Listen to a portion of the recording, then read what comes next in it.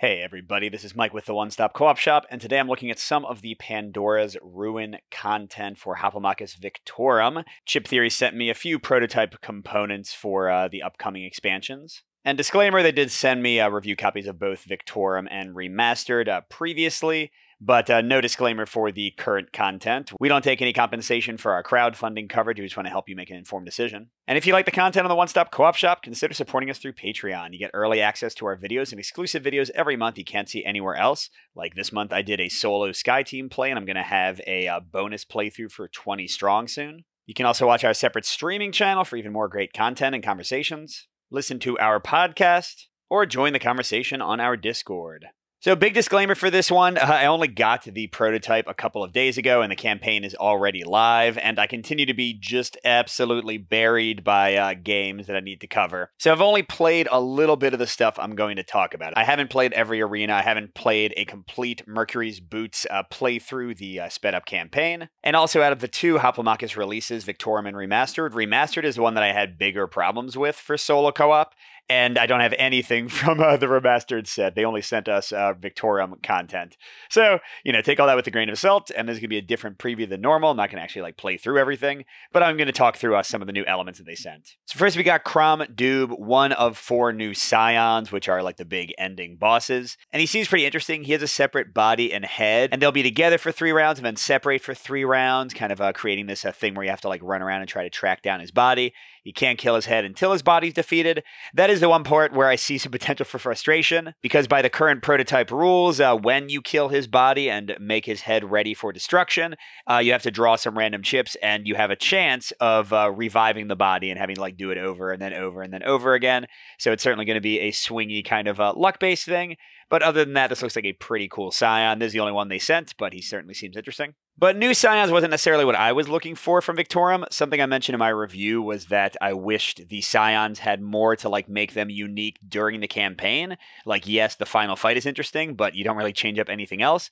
So what they've done is the Dark Days module adds 6 events for each of the Scions. So you'll shuffle these into the respective decks, and then they have new things you can unlock, new types of encounters and things. And this is a mixed bag for me, to be entirely honest.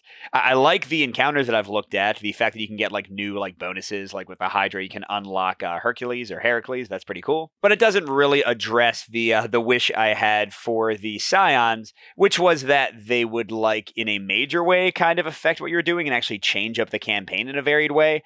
Just having a few events that you might encounter and that you might not, and then you might just spectate past and skip, doesn't really change up the actual play of the main game. Doesn't really give the campaign more legs and variety from what I can see.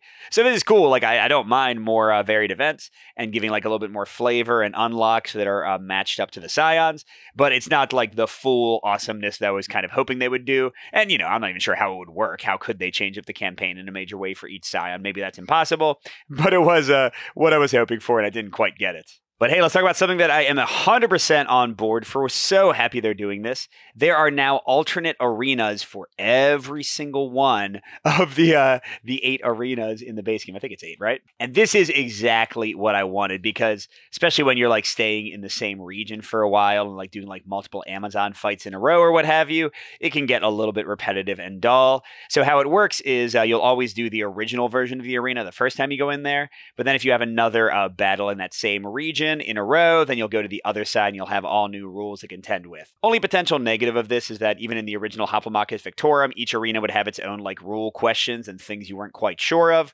So now you're sort of doubling that. So I certainly wouldn't recommend for someone who is playing their first campaign ever, their first games of Victorum ever, to throw this in. But for us that have played, this is amazing. And the concepts in here are just really cool. Now, not every single one of them looks amazing. Not every single one is a winner, and that's how I felt in the original Victorum's arenas too. But most of them are really cool. You're trying to bleed your own units to get the allyship of this awesome unit to attack people for you. Or in the new version of the Amazon one, instead of dodging sliding walls, you're trying to collect these equipment that are going to boost your own units or give you defense and stuff. Or ones that I'm not as sure about. This one's very similar to the original arena that was like this in, oh, is it called Hoplomachus Origins, where you're trying to get next to these like weapon racks to get a bonus to attack, and you can't really attack much otherwise.